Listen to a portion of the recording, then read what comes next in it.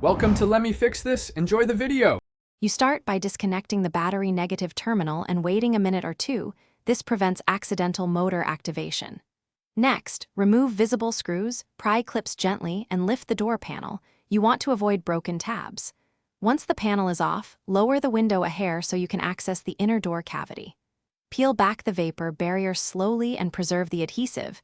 You will reseal it later. These steps give you safe, clear access to the actuator and related linkages. Once exposed, identify the actuator next to the latch and unplug the electrical connector.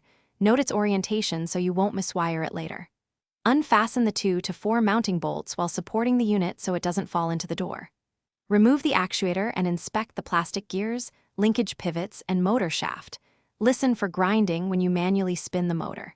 If gears are stripped or the motor won't spin, replacement is required. If rods are bent, straighten or replace them now.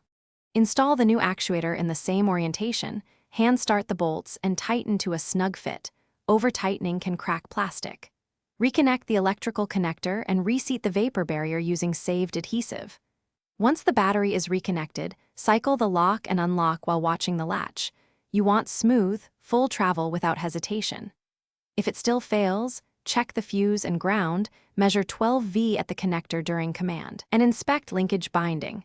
These checks pinpoint. Thanks for watching. If you found this helpful, don't forget to like and subscribe.